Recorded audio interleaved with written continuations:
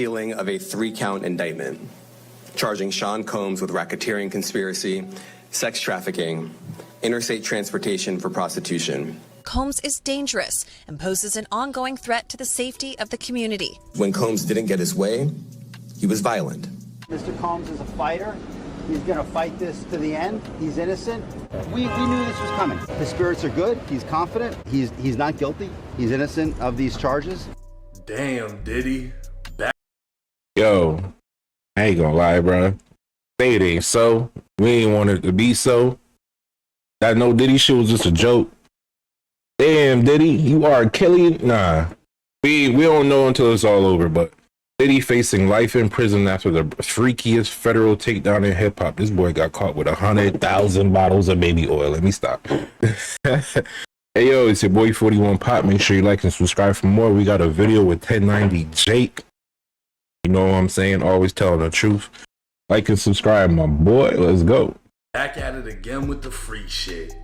On Monday, September 16th, 2024, the feds made their move, taking Sean Diddy Combs into federal custody inside the lobby of a Manhattan hotel.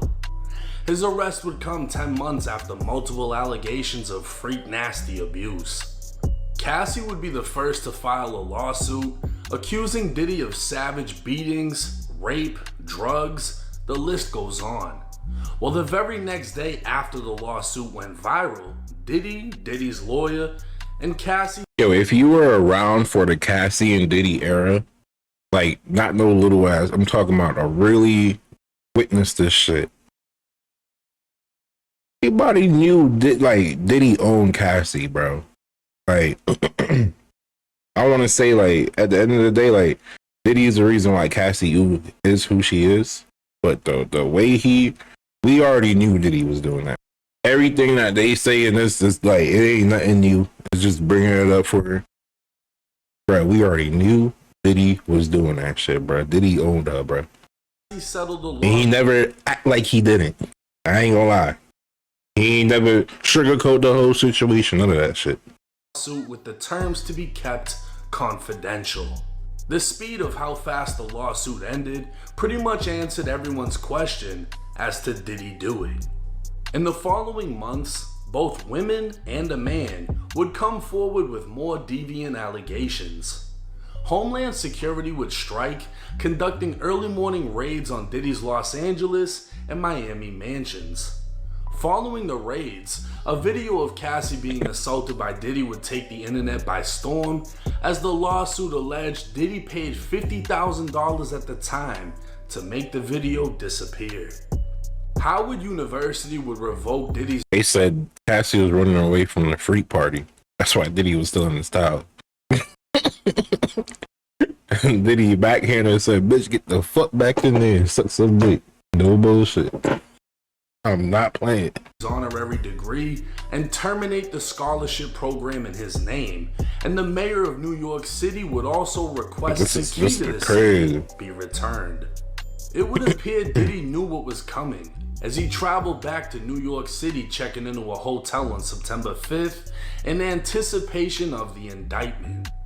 Just 30 minutes before the feds took him into custody, Diddy could be seen laughing and mingling with fans in Central Park.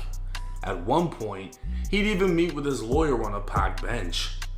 It would appear Diddy was taking it all in. Pause. As he knew this may be the last time he sees the city he ran for the last 30 years. The unsealed indictment would reveal Diddy has been hit with racketeering conspiracy, sex trafficking by force, fraud, or coercion, and transportation to engage in prostitution. The feds would allege that for decades, Diddy abused, threatened, and coerced women and others around him to fulfill his sexual desires, protect his reputation, and conceal his conduct. To do so, Chevy Equinox EV starting and conceal his conduct. To do so, Diddy relied on his employees, resources, and influence of the business empire he controlled, creating a criminal enterprise that engaged in or attempted to engage in sex trafficking, forced labor, kidnapping, arson, bribery, and obstruction of justice. In other words, Diddy used his power to get his freak on.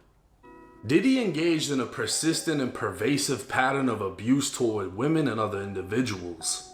This abuse was at times verbal, emotional, physical, and sexual. As part of this abuse, Diddy manipulated women to participate in highly orchestrated, freaky activity with male sex workers. At times, Bro, imagine that, bro. You getting invited to a Diddy. Don't go. Don't go. Imagine that. You know some shit like, don't go, no matter what. Diddy, or those working for him, would fly out women and sex workers to his location. He'd make sure they were willing to participate by supplying them drugs, controlling their careers, using financial support, and threatening to cut them off financially while using intimidation. Hey, yo, Usher used to be at them parties. I ain't care. Usher used to be at them parties. And lastly, violence. Physical abuse by Diddy was recurrent and widely known. Since 2009, he'd assault women by striking, punching, dragging, kicking, and throwing things. These assaults were at times witnessed by other people, including in 2016 when he kicked, dragged, and threw a vase at Cassie before trying to bribe the hotel workers to remain silent. Diddy would even use his employees to carry out, facilitate, and cover up his abuse and freak nasty behavior.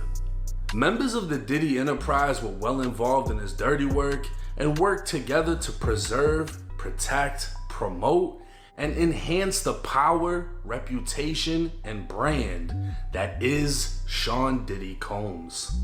See, Diddy's disciples wielded enough power and prestige to lure women into Diddy's orbit, often under the false pretense of a romantic relationship. These women were then forced or coerced into engaging in acts with male sex workers and what Diddy referred to as freak-offs. These freak-offs were elaborate and produced performances that Diddy arranged and directed while electronically recording and pleasuring himself. That's crazy. Domestic and international flights would be provided, and these freak-offs would occur regularly, sometimes lasting multiple days and involving multiple people. Diddy distributed a variety of drugs to keep his victims obedient and compliant. Sometimes unbeknownst to the victims, Diddy kept videos he filmed of victims engaging in such acts with sex workers, and when the freak-offs were done, my boy was blackmailing, that's why. Diddy would provide IV fluids to recover from the physical exertion and drug use. Sheesh. Diddy's disciples would often book hotels. You already know what's gonna happen. In advance with the required. Did he do it? I think he might have dabbled a little bit. Freak-off supply list. The list would include drugs, baby oil, lubricant, extra sheets, and lighting. During the raids of Diddy's mansions, law enforcement seized various freak-off supplies, including drugs, over 1,000 bottles of baby oil, and lube. They'd also seize firearms and ammunition, including 3 AR-15s with defaced serial numbers, one of which had a drum magazine. The feds are using 16 years worth of dirt to essentially bury Diddy inside of a federal prison, and in a desperate attempt, Diddy's defense team proposed to put him on home detention with a $50 million bond secured by his Miami mansion. But the feds would give 15 pages of reasons why the judge shouldn't allow it. The letter would highlight much of what the indictment states, including one freak-off in 2012 which Diddy had to pay $46,000 to cover the damages done to a New York penthouse.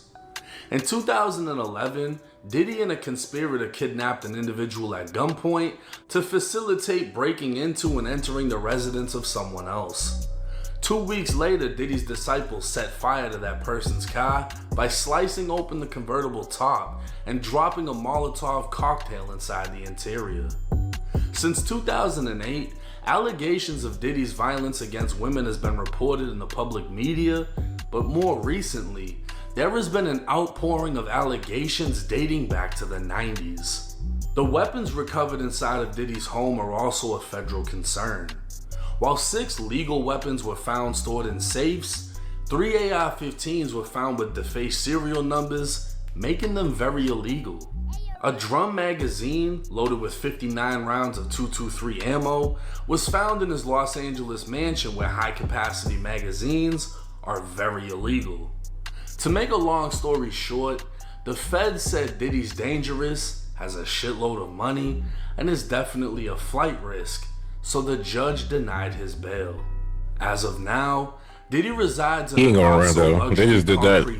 They did that. They want to sweat him out. That's what they want to do. Cell within MDC Brooklyn, a federal facility that holds over 1,700 inmates of all calibers and has been home to many big names from rappers like 6ix9ine to mob boss John Gotti. It can be expected that a ton of new information will keep coming out regarding this case, possibly more charges, and even more arrests. It's also likely that Diddy may have some information he's willing to share in order to secure his freedom. So while the industry has turned their backs on him, many may be sweating knowing what they did. YouTube Premium is crazy. ad-free YouTube. On him, many may be sweating knowing what they did in Diddy's darkness is about to come to light. And as for Diddy, he's facing a minimum 15 years and up to life in federal prison. Now, I think it's safe to say we all expected this would happen, we just didn't know when.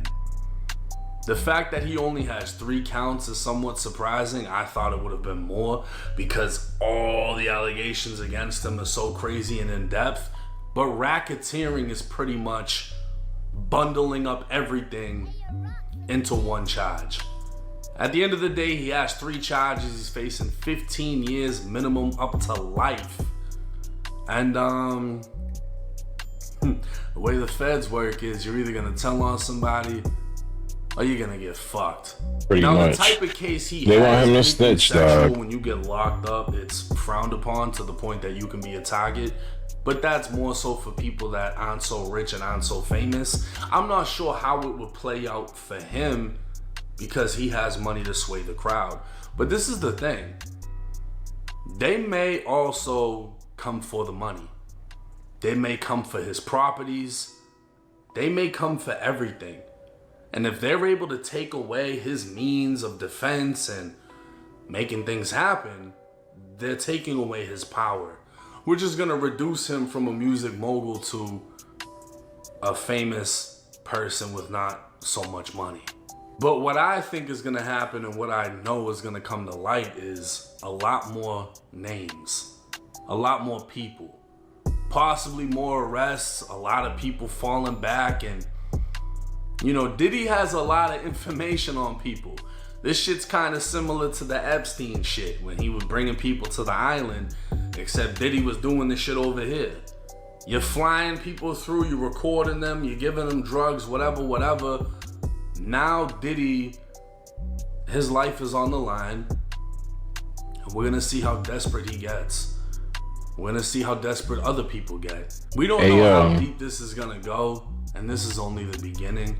Guarantee it won't be the last video I make on it, as the November 2023, a bombshell was dropped on the entertainment industry. Singer Cassie Ventura filed a lawsuit under the New York Adult Survivors Act against Sean P. Diddy Combs, her ex-spouse. The lawsuit included multiple accusations against Diddy of sex trafficking, sexual abuse, and even worse. Reports of these allegations began making headlines internationally and caused a wildfire online. And throughout November, it only got worse. What followed was a slew of other horrendous allegations and lawsuits, all against P. Diddy. And in the midst of all of these lawsuits, Diddy had become public enemy #1. To this day, Diddy is still being publicly shamed and has essentially become a meme, giving birth to the hilarious nickname, the Diddler, and birthing the newest slang for when you do something sus in hip-hop, no Diddy. While for some, Diddy's become hip-hop's #1 villain, but over the years, he's made so many enemies, and ultimately, many people were simply delighted to hear of the news of his downfall. One of these people is known to be a hip-hop villain for perhaps less dark reasons. That person is 50 Cent, one of hip-hop's biggest trolls. He took Diddy's downfall as prime time to dish out all of his impending hate against his longtime music industry nemesis. Even months before the allegations came to light, 50 would often take to Instagram to throw jabs at the Diddler. such as posting the infamous Lil Baby picture from Michael Rubin's annual White Party, where 50 Cent vowed to never attend a party where Diddy is attending. But after November 2023, following the raids at several of Diddy's homes, 50 showed no mercy online and turned his aim much more specifically towards Diddy, like in this post showing a scene from American Gangster with a caption saying, "When them boys show up at Puffy crib again, he gonna be like,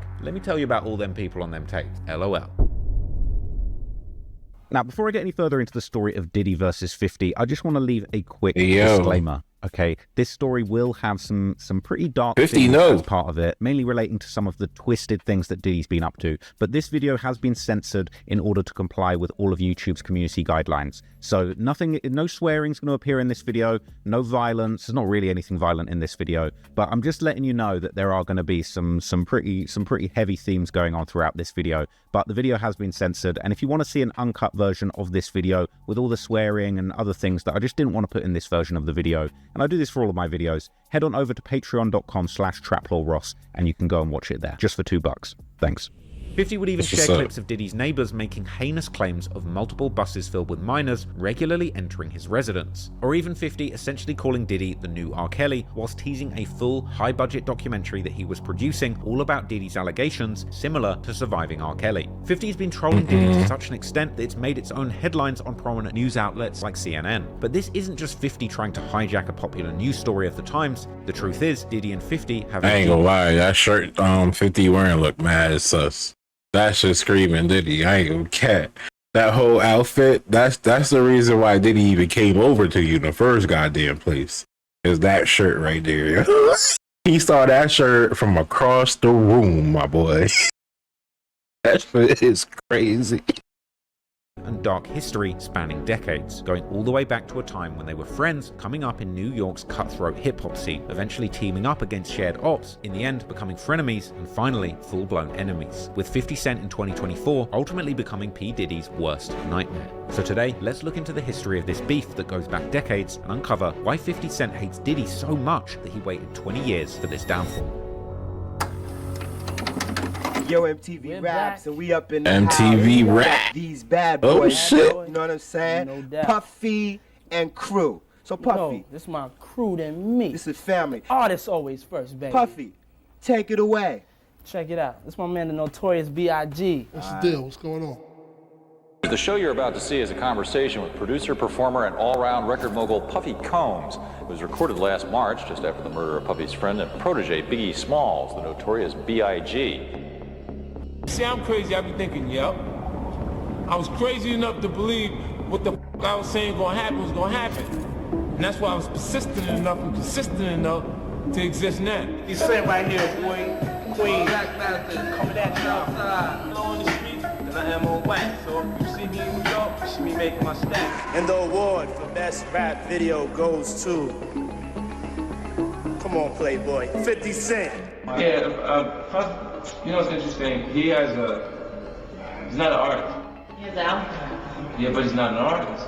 See, an artist would be someone who actually wrote something maybe. He's like, I had 50 and Puff at the same table? Mm-hmm. He said, it's the most awkward shit ever, and that you was instigating some. Puff was like, why don't we like go shopping or something? I mean, like, I pay for it. And I was like, what the f this just say? Was somewhat a deal that you guys tried to make happen. What went wrong with that deal? You know why it didn't go through. Diddy didn't let it go through. So y'all have heard about the world famous... What deal? What deal you talking? You know a deal that you guys tried to make. This just say? Was somewhat a deal that you guys tried to make happen. What went wrong with that deal? You know the 50 why it deal. didn't go through. Diddy didn't let it go through. So y'all have heard about the world famous party. Many have asked, but few are chosen. On everybody's horizons. Yeah, definitely. I was looking for you. I tell you, get your hand out my pocket, man. Get your hand out my pocket. I see what you're doing. I see what you're doing on the channel. Get your hand out my pocket, man. Okay, I'm telling y'all right now, when I want to work with Diddy, I'm going to physically put my hands on somebody for the ratings. Because he's not going to outdo me. Ciroc Vodka is entering into a groundbreaking strategic alliance with Sean Combs. Would you rather drink potatoes or grapes? I'm a king. Kings drink grapes, peasants drink potatoes. I make the clothes that you would get dressed in, the fragrance you would put on, listen to the music that I produced, to buy the vodka that was in the club. Some people might think that's a form of megalomania. Oh, it could be. Sometimes I like Puff. Sometimes you like him, sometimes you don't. No. 50 Cent sent a case of effing up here for Diddy. Now, be clear, Diddy did send 50 a whole lifetime supply of Ciroc for his birthday as well. So you guys have a hopefully friendly back and forth. He's drinking this puffy juice, man. Get out of here with that. Hopefully he appreciates me opening up the doors for him continuously. That's how I feel about your boys. I told you you can't trust these. Now Puffy done killed Tupac, man. He said you did the same thing. Have you asked him to take him shopping? Yeah, I thought he needed some clothes. 50 Cent has thrown a few insults your way recently. Have you talked to him about this, and why do you think he's throwing insults at you? I mean, or some insecurities. That's why I don't be going to the puffy parties. Later you gonna find out a little shit I be saying bad. Do you understand what I'm saying? Man, listen, I'm trying to tell you the truth. But the truth, sometimes it hurts.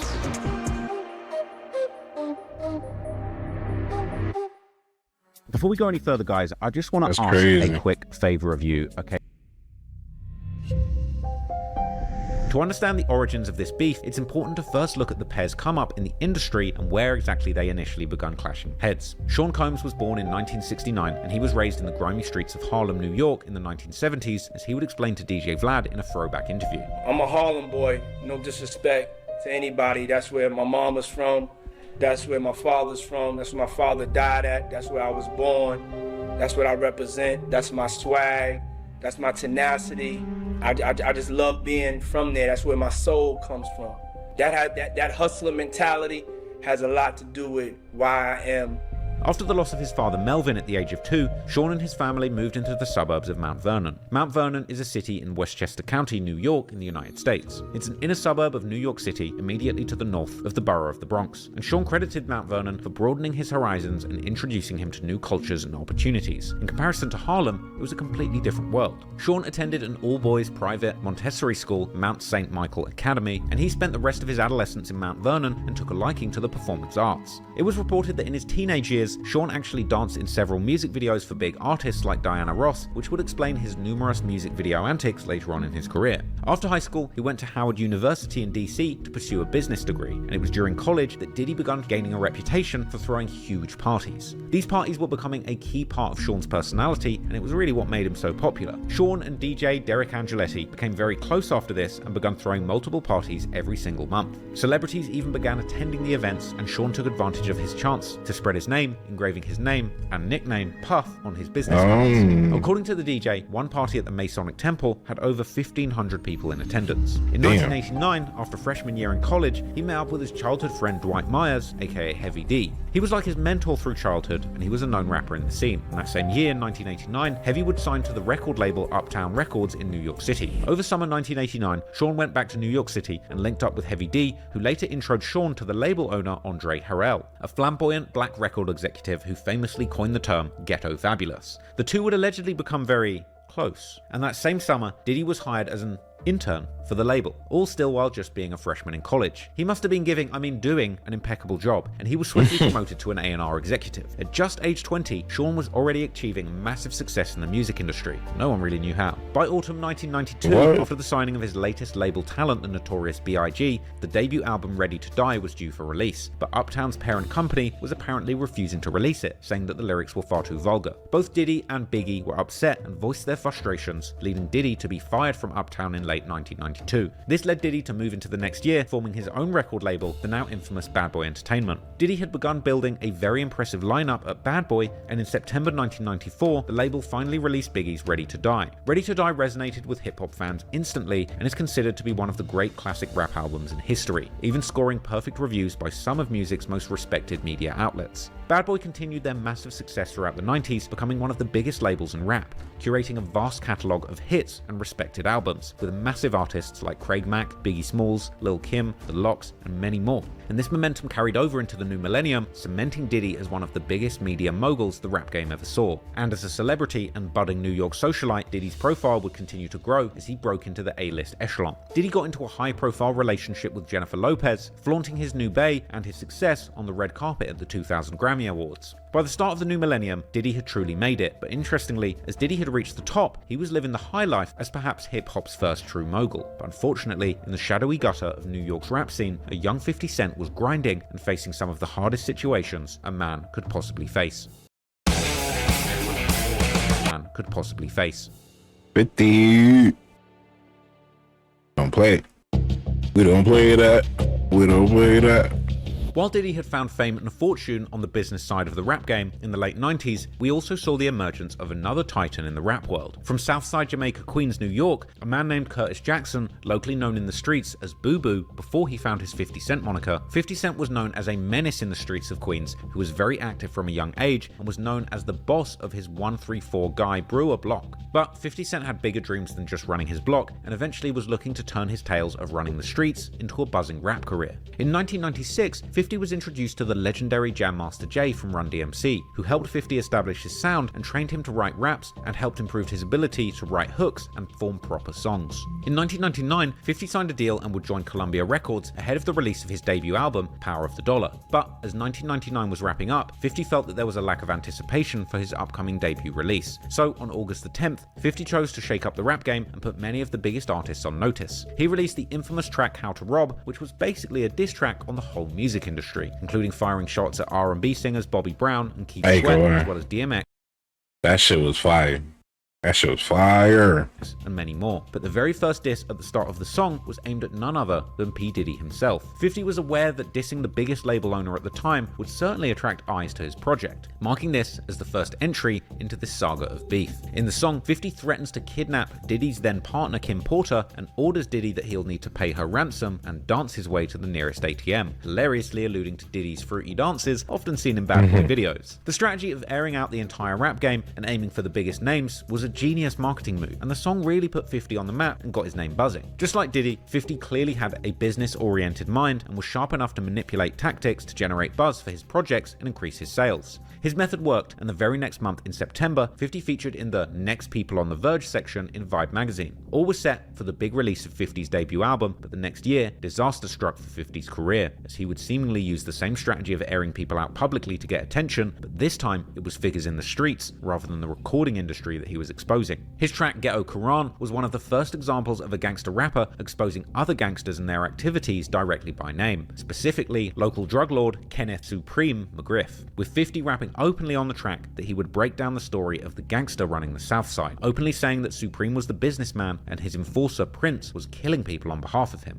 The song delved in excruciating detail the sorts of cars that Supreme drove and called out members by name for snitching on people. 50 knew what he was doing, even rapping "Don't be surprised of how freely he was naming serious big-time drug dealers and gangsters from his area." This song was wild, and in some people's eyes, one of the earliest examples of snitching on a record. But 50 didn't agree with this, telling Vibe magazine that everything he mentioned in the song had also been written about in books in the library and newspaper reports that had been available publicly. Now, I agree with the sentiment, and Ghetto Quran is certainly not snitching. However, 50 was actually from and living in the area that these gangsters he named ran in. This song was seen as the ultimate disrespect, specifically towards Supreme McGriff, who was mentioned in the opening lines of the song. So as a result, the streets decided that 50 Cent was a liability. Remember, that's the song in the movie that he heard. They heard on the they were all in the studio and they're listening to that shit.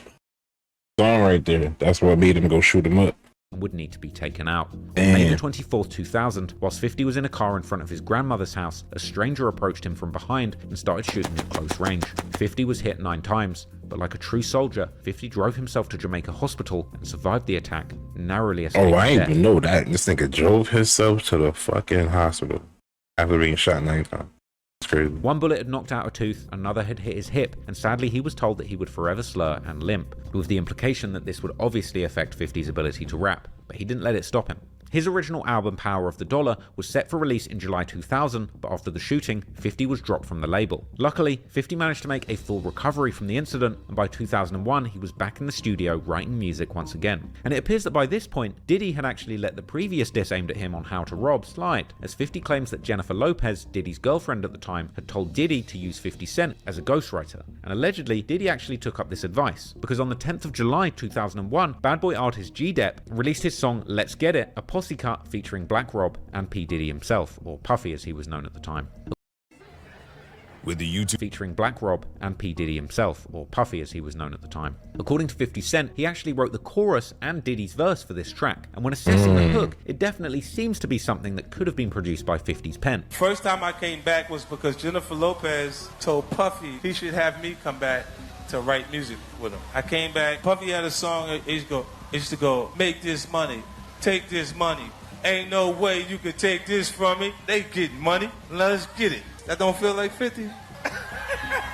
Now, the following year in 2002, 50 had officially become the hottest unsigned artist in the game, and on April 26, 2002, 50 released his mixtape Guess Who's Back, taunting his odds who left him for dead. And that's crazy, never knew that. The ghostwriting lifeline Diddy had thrown to him, on track 8 entitled Get Out the Club, 50 once again disses P. Diddy, calling Diddy a trick. A pointed bar, but also perhaps a slightly subtle hint that 50 might have known some of the nasty things Diddy had to do behind the scenes to get his career going. But 50 had ultimately come up off the back of drama and making a mockery of powerful people. And in natural Fofty fashion, he didn't just stop there. On August 1st, 2002, 50 Cent released the G-Unit assisted mixtape No Mercy, No Fear. And on track 16, Part 2 and Bump Heads, 50 speaks on the outro to the instrumental of a Bad Boy song, I Need a Girl Part 2, where 50 says, hey Puffy, stop making those I Miss J-Lo records. For some reason, Diddy had obviously got under 50's skin, but at the time, Diddy chose not to respond or pay any of these disses any attention. Perhaps at the time, Diddy appreciated 50's Joker personality and understood that his method of virality was trying to prod the biggest names in the game.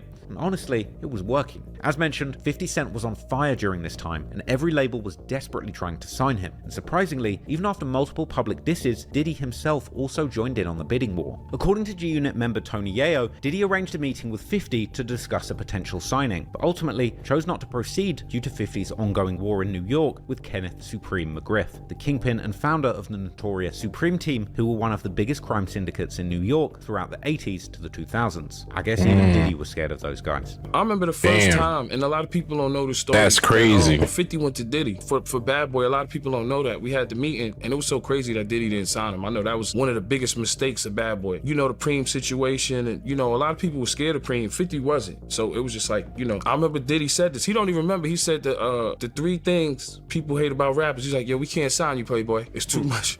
He was like, it's too much drama, like, you know, with the Biggie stuff and all that. And I was just looking like, damn, this he, you know what I'm saying? But what do you mean drama with the Biggie stuff? Because we came to Diddy. 50 came after Biggie got killed. That was one of the meetings that we had. Wow. With what Diddy. year was this? I don't know what year it was. We had meeting with Diddy. It was me and 50 there, and 50 went. He took the meeting out of respect. He had deals all over the table.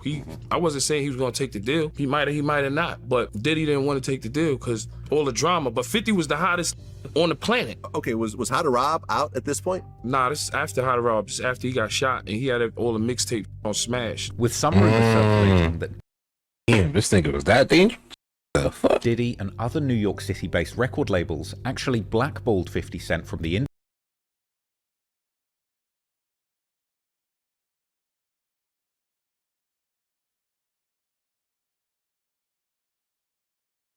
industry due to the perceived danger of working with him. And That's another crazy. rumor had circulated that during a studio session, 50 Cent actually pulled out a gun and scared Diddy. So next, as you may know, 50 Cent ultimately chose to sign with Eminem's Shady Records in conjunction with Dr. Dre's Aftermath. And the next year, under that label, he would release his classic album, Get Rich or Die Tryin', which went on to become one of the most commercially successful hits. Honestly, best choice.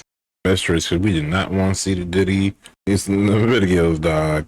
Of all time. We don't want no videos coming out that Diddy would have been in jail. Me and 50 would have been in jail too. Selling over 800,000 units in its first week, debuting at #1 and going down as a modern-day classic rap album at the time. And 50 went on to become a legendary figure in the rap game. Within just a couple of short years, 50 had risen to the top of the rap game, arguably quicker than Diddy did. And while Diddy was chasing mogul status, and at the time 50 was still focused on being an artist, ultimately it would be hard to imagine two such enormous characters and personalities coexisting in the cut cutthroat world of the NYC rap scene peacefully. Slowly but surely, behind the scenes, 50 and Diddy's animosity would be growing, and while at times they would be friends, collaborators, or perhaps frenemies, what would ultimately unfold would see them eventually becoming bitter rivals, setting the stage for 50 to begin to contend with Diddy in the mogul rankings and patiently waiting over 2 decades to eventually claim Diddy's scalp.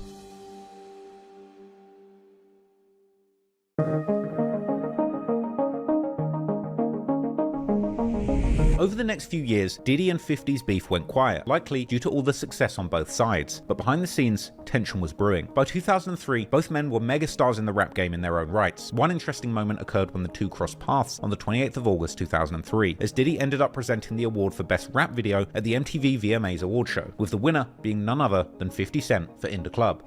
And the award for Best Rap Video goes to, come on, Playboy, 50 Cent. And 50 Cent and Eminem would touch the stage, dapping up Diddy, seemingly on good vibes. However, that same year, something would happen that changed everything, because apparently one chance encounter between Diddy and 50 Cent had 50 feeling some type of way. Apparently in 2003, New York music executive Chris Lighty, who was close to both 50 and Diddy, held a star-studded wedding, where Lighty tied the knot with his wife Veronica. Both 50 and Diddy were in attendance, and 15 years later, whilst on an interview with The Breakfast Club, 50 revealed that Diddy had said something to him that made him uncomfortable. He said something to me one time, a long time ago, at Chris Lighty's wedding. He told me he'd take me shopping.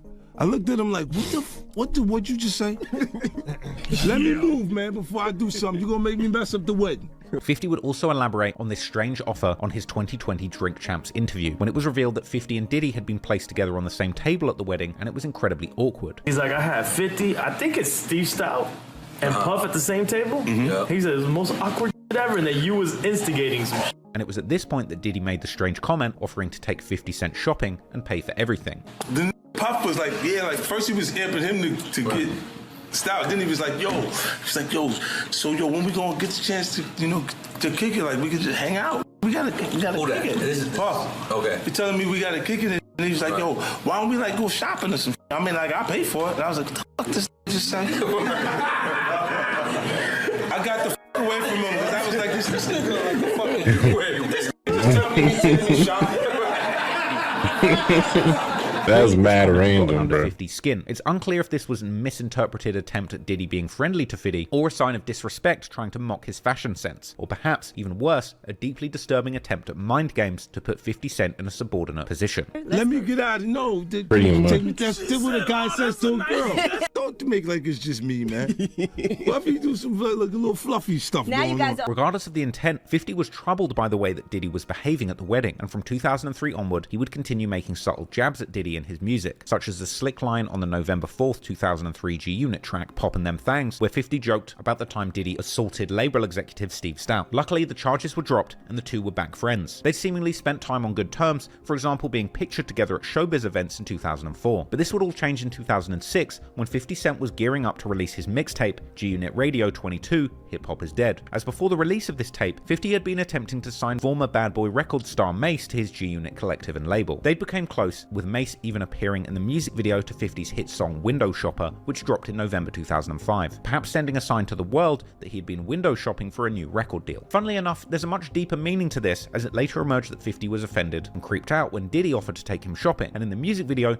50 had seemingly done the exact same thing, taking Mace out for a shopping spree. Interestingly, if you look deeply at 50's lyrics in the song, there's clearly numerous jabs at Diddy that wouldn't even make sense until over 20 years later. In the I never even knew that. Open-ended bars at an unnamed hater, saying that they're mad at him and he knows why, and claiming that somebody is mad when they see him drive by, calling out an unnamed op for screw-facing him but not having the heart to diss him, seemingly hinting at Diddy potentially failing to re-sign Mace, rapping, "Why you mad at 50 when you effed up your own re-up?" and using a double entendre to say something is about to get stolen, a possible reference to Mace being poached by 50 Cent's label. But even deeper, the song has bars which I personally think hint towards some of the sexual depravity Diddy was exposed for 20 years later, such as 50 opening the track saying the top feels so much better than the bottom. And if you think I'm reaching, even Charlemagne in 2018 brought this line up when 50 told him Diddy had offered to take him shopping. But you've been getting out for over a decade. I remember when you said The top feels so much better than the bottom. Yeah, I've been saying this.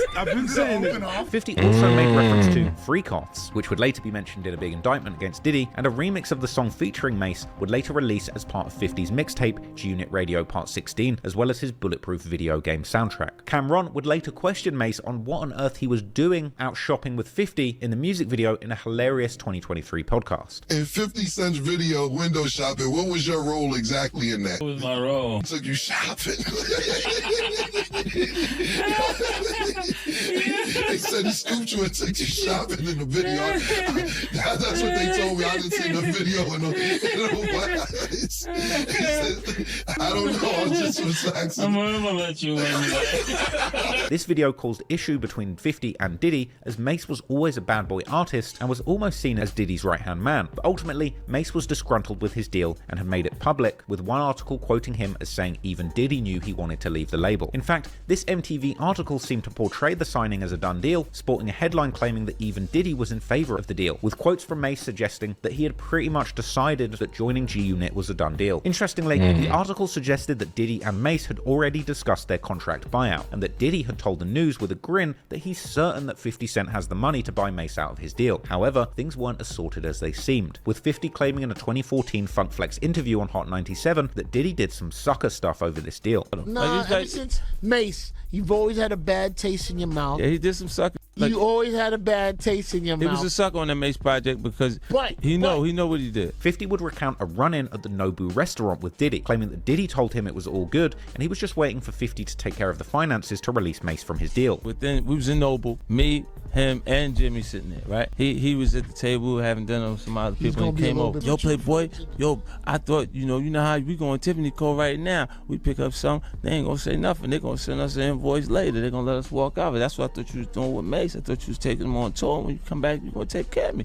I said, oh, it ain't nothing, so I just waiting for you to take care of me. Interestingly, he also said that Diddy muddied the waters between 50 Cent and Jimmy Iovine, who 50 was in Nobu to have a meeting with about negotiating the deal for G-Unit artist The Game's next album, with Diddy apparently making a too good to be true offer for Mace, saying that he would give him the money to sign him and complete the album, and that 50 and Jimmy could keep the profits once Diddy had recouped from Mace's deal. Not only a too good to be true offer, but it also put 50 in a tough spot with Jimmy, who was there to work out the G-Unit deal on The Game's next album. When Jimmy gets all antsy, because right now he don't know we having a meeting to talk about him actually going, it's time to sell the Game album again, so he's trying to figure out how to have this conversation with me. I've never heard a person say this to me ever again in my career. He says, okay, look, you guys, make the deal. Like, look, I'll give up my profit. But you felt good about that? Yeah, make the project. And after we recoup the money that we spent, take the profits.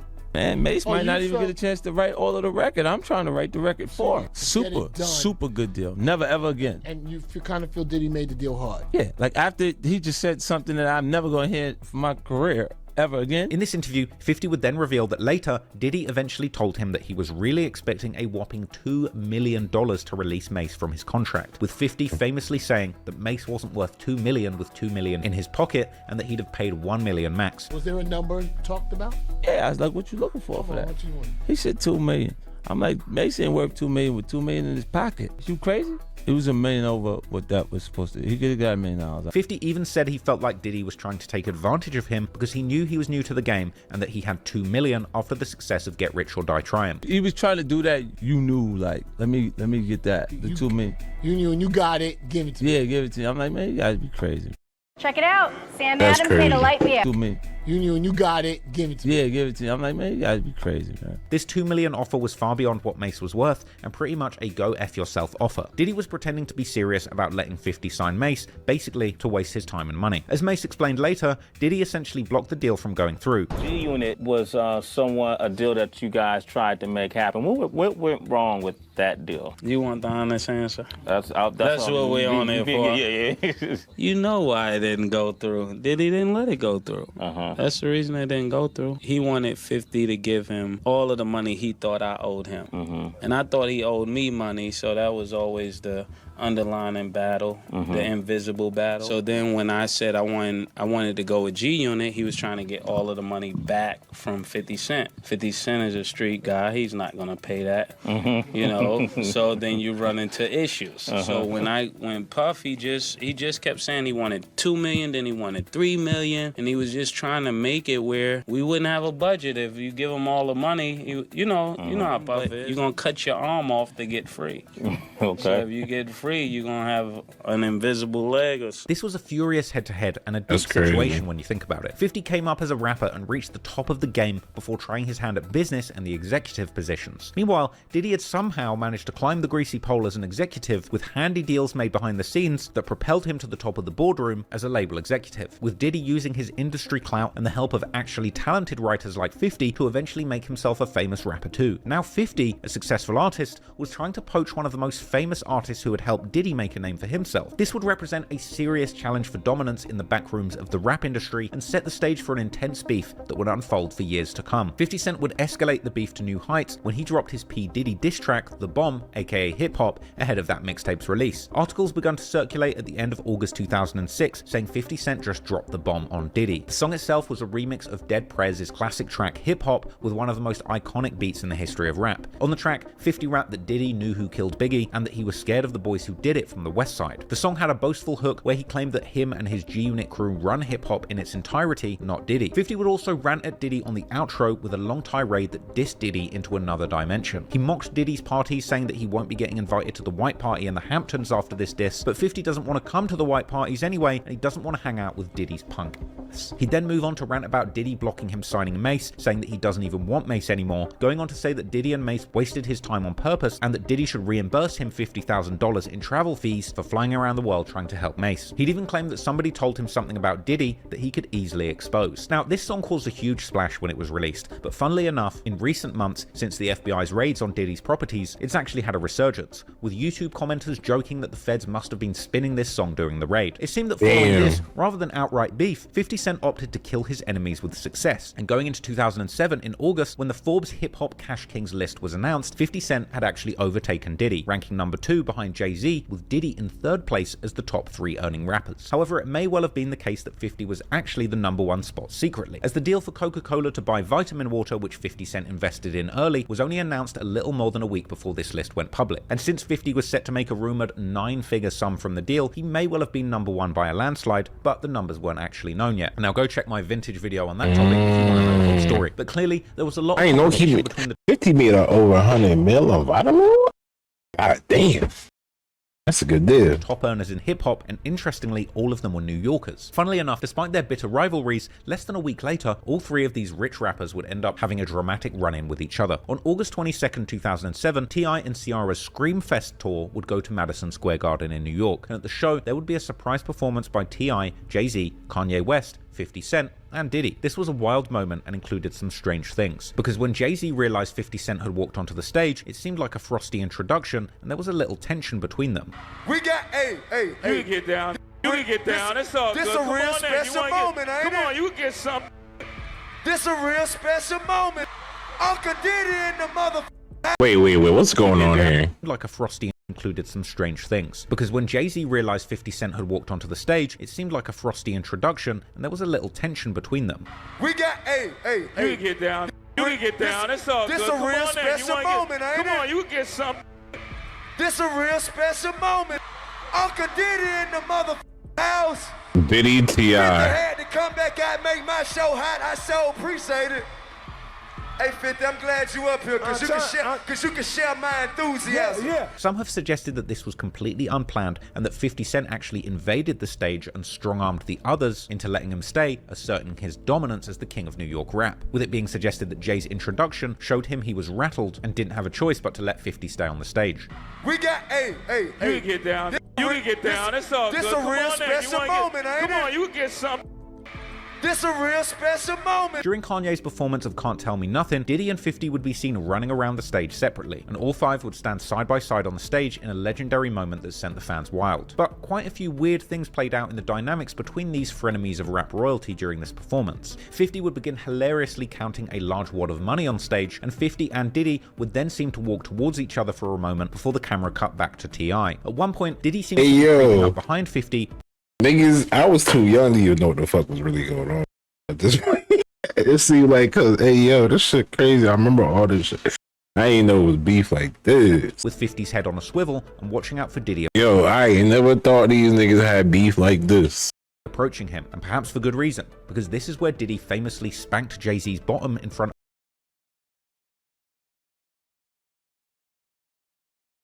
of the Diddler strikes again.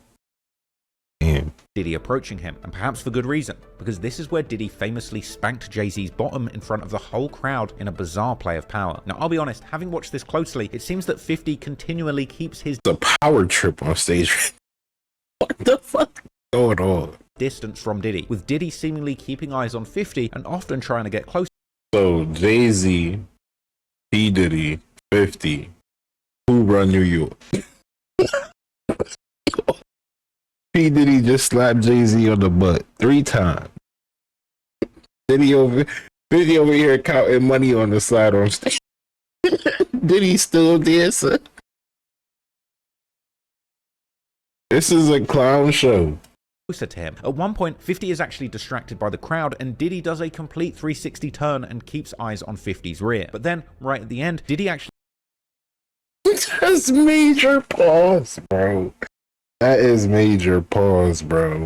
Diddy does a complete 360 turn and keeps eyes on 50's rear. But then, right at the end, Diddy actually runs in with his arm around Ye and throws his arm around 50 Cent, with 50 visibly pulling back from Diddy's embrace and quickly shaking him loose. Right at the end, the two would face off for a tense moment, where to me, 50 looks like he's mean-mugging Diddy slightly. It was an insane moment and wild timing, all happening just a week after all of these artists fought it out to decide who would be the hip-hop's top moneymaker in Forbes magazine. But perhaps this event, or the fact that they were all getting money, brought them together, as not long after that event, the remix to 50 Cent's smash hit I Get Money drops, which is called the Forbes $123 billion remix, featuring both P. Diddy and Jay-Z dropping verses on 50's hit song. Interestingly, at the time, Jay-Z claimed that 50 actually wanted to get him and Diddy on his remix, which showed the world there was no longer hate between them. The remix itself didn't feature any shade by 50 and was mainly just braggadocious bars. However, in Diddy's verse, he dropped many questionable lyrics that today would have anyone giving the side-eye. Ironically, he started his verse ending the first 3 lines with the phrase, Diddy did it, and the 4th by saying his lawyer is so good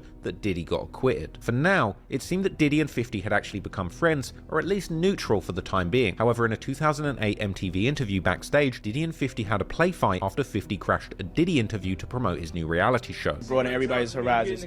Yeah, definitely. I was looking for you. I tell you, get your hand out my pocket, man.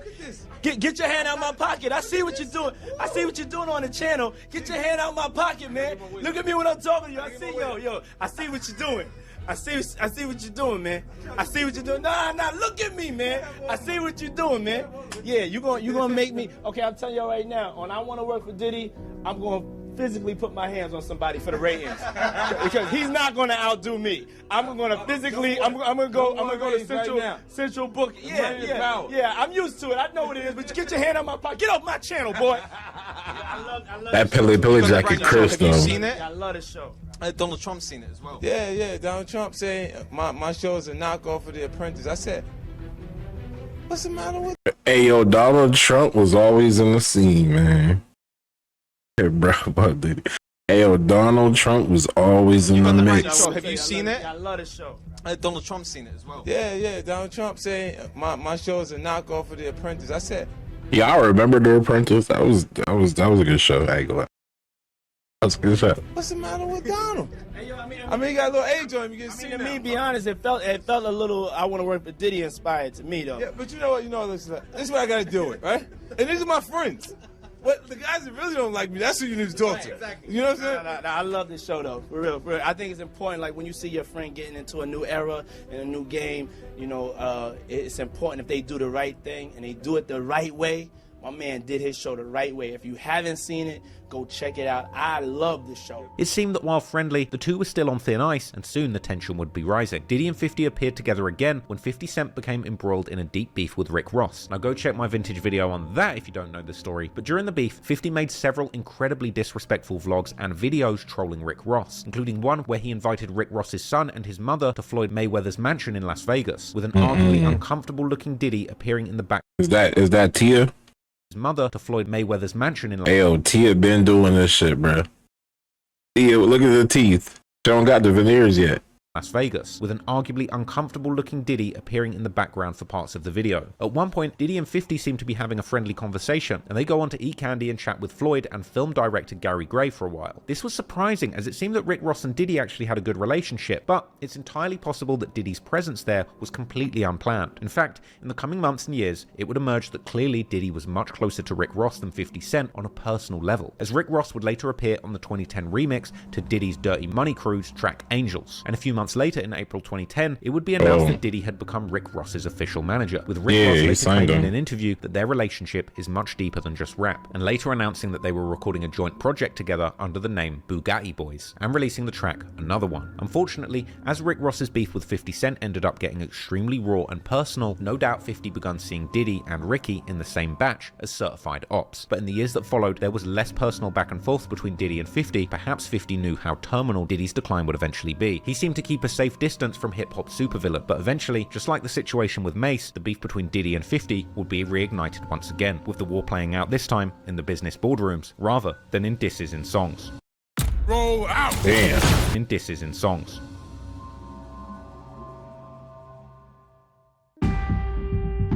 Hip-hop vodka wars. While Diddy made his name in the record business, heading up Bad Boy Records with the booming success of the Notorious B.I.G., and after Biggie's untimely and suspect death, eventually making a name for himself as a rapper, but Diddy's career as a moneymaker went far beyond just the rap music industry. He famously founded clothing brand Sean John, which generated hundreds of millions of dollars, and a company. Everybody loves Sean John, G-Unit, them clothes brand, they were booming.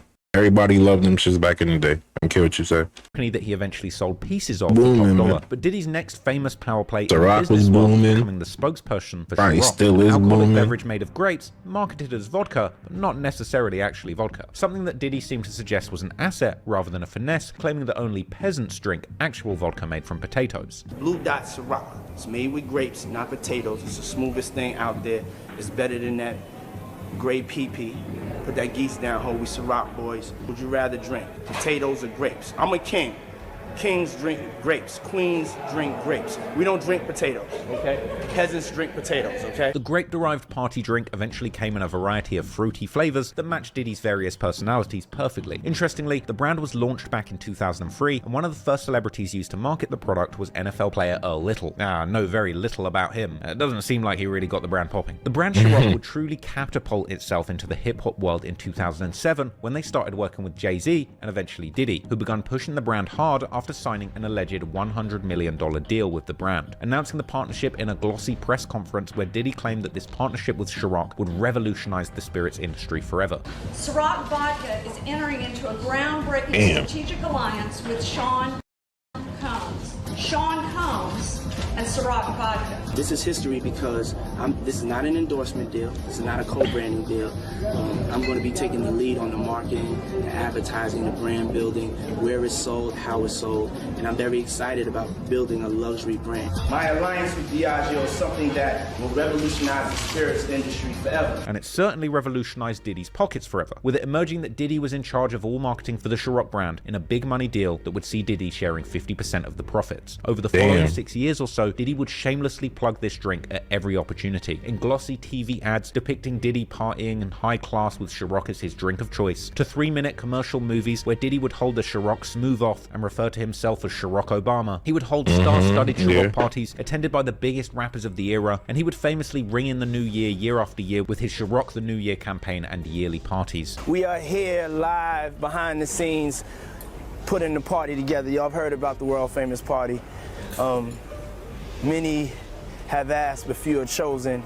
It is an exclusive event happening at the Combs estate tonight. And soon, Ciroc would be an inescapable part of every single Diddy party, some of which were inescapable. But at the time, the Ciroc branding's association with the Diddy parties was brilliant. By 2013, Ciroc was making and spending so much money on their ads, they were looking like full-blown Hollywood movies with star-studded casts of A-list actors. This one ad alone included appearances from Matt Goss, Diddy, Frank Vincent, Jesse Williams, Chad Michael Murray, Michael K. Williams, Christopher Jones, and Aaron Paul. And in a 2013 interview, Diddy spoke on his business ambitions in a sit-down which declared his business empire worth a whopping $345 million, with Diddy claiming that he wanted to produce the music you hear, the clothes you wear, the alcohol you drink, with Martin Bashir seemingly spotting Diddy's insane megalomania all the way back then. His bad boy business empire, with Diddy at the center, is now worth an estimated $345 million.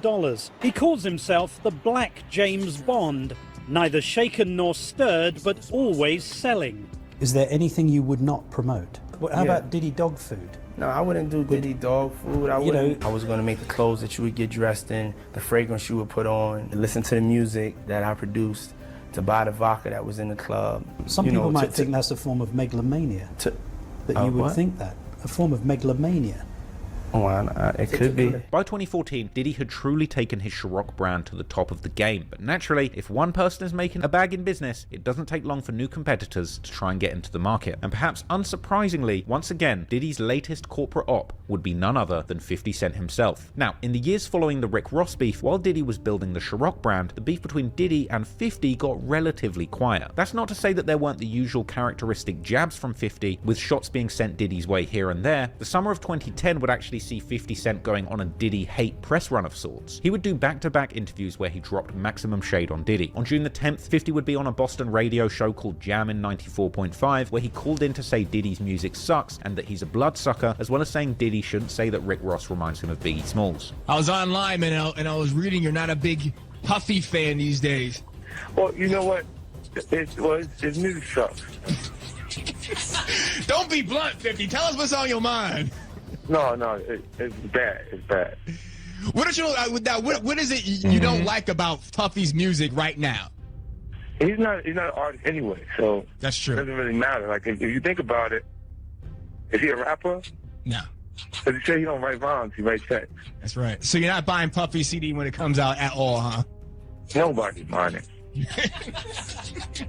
even said himself he don't expect it to sell. Like he's okay, just he's just using it as a promotional tool. Like, and standing next to these fools is his promotional tool too.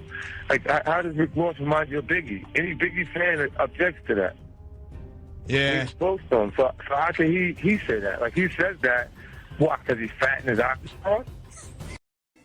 With the YouTube music app? Like, he says that, what, because he's fat in his eyes? That's what you think makes you remind you of Biggie? Like, I ain't gonna lie, Rick Ross could rap though. Ross could really rap. Almost like he's 50 kind of hating right there. He didn't get to sign Rick Ross. Trying to recreate what he had. It's like he's senile. Yeah. Now you get older, things start feeling crazy. You think he's recreating that moment. But tell the truth, man. You know Puffy just sucks, man. Look, he's the serpent. He's gonna suck the blood out of him. He's one hell of a businessman. Yeah, but so is Rick Ross. I think Rick Ross good. He looked like he good, so. He does to suck the blood out of the artist. What artist exists after the interaction with him? A week later, that's the one person I say he wrong. Diddy announced that he was renaming his supergroup to the Supreme Team, the same name as the gang who shot 50. Then, on June the 24th, 2010, during another interview, 50 spoke on Diddy and said despite having music out, he wouldn't class Diddy as an actual artist because he doesn't write any of his music, suggesting that he's more in the business of making music rather than actual art. You know what's interesting? He's not an artist. He has an album. Yeah, but he's not an artist. See, an artist would be someone who actually wrote something maybe on the record. Imagine if I just sat around and listened to people's CDs and said, I'm just going to say the first verse that I hear that sounds good. That would completely take away the pressure, and I'd still be the artist in front of you with a new song every 2 minutes, because every artist that has a song that would like to make some money off it would send it. What I thought was a part of the culture, what made hip-hop culture exciting to me, was each person's individual experience. How you learn to enjoy them as an individual and their portion of their life, carving out that piece. when that's not there because they're just being executive, like you said, you don't write rhymes, you write checks. That's not hot. Like for hip hop, it's not. Now, Diddy would actually clap back at 50 in a speech made at the BET Awards after party in June 2010, where he told people to stop hating, saying that hate is for suckers, without actually naming 50 directly, but calling him a crab. Naturally, 50 would continue smack-talking Diddy in response to these jabs. In July 2010, 50 would question Diddy's intentions in the art of hip-hop again, after Diddy appeared on the song The Ghost of Christopher Wallace with Jay Electronica, another tribute to Diddy's fallen friend and artist Biggie Smalls, and it had 50 feeling some type of way. He would let the public know that he didn't appreciate Diddy for using Biggie's name for clout and money, tweeting, "Enough is enough. Biggie's name should have never become Diddy's black card. Let Diddy know to let B.I.G. rest in peace. When was the last time Diddy really was bigging up his brother, not bigging up his bank?" 50 would actually start a Twitter petition trying to ban Diddy from using Biggie's name going forward. And around the same time as this, in August or July, another interview would drop where 50 Cent hopped on the radio with DJ Who Kid on Shade 45. And here, 50 would be asked about the comments that Diddy made at the BET Awards after party, with 50 responding calling Puffy a bitch and suggesting that he simply wants attention from men. Though the after party, do you think that Diddy was coming at you though? Really interesting because, you know, Puffy's like a to describe Puffy in one word is a see, you know how ugly always got like pretty friends? Yeah, I know That's what you how mean. He built his group. He want to be the hot in the group. He'll make sure he getting all the attention. Yep, they get the dudes hollering at them. Everything is that the pretty bitch with the ugly He girls. want to make sure the niggas want to holler at him. If he tell you, he'll tell you himself what happened in Miami, stay in Miami. They would even for a moment bring up the fact that Diddy was forming a group called the Supreme Team, with 50 saying Puffy should know better. He did change the name though. He did change. He changed the to Dream Team. Supreme Team. Better than to do that shit. So where did it go wrong though? Because I know y'all was cool. Like where did it like, turn I don't wrong? know what made him name that group that. That's what made me Supreme think. Team. Oh, okay, the Supreme Team. And then it was like, yo, why you why? 50 would then go on to say that he spoke to Diddy on the phone after the Mace situation, saying that Diddy had a new girlfriend, Cassie Ventura, with 50 saying he'd been sent compromising pictures of her that had been submitted to his website, thisis50.com. Now, what he was sent were tapes that would allegedly later be described as one of Diddy's freak-off videos. Then Puff, like he called, we should kick it on the telephone and after the Mace. Matter of fact, they sent me the girl pictures, like pictures of this girl, like not the shit that y'all saw. Worse, way worse.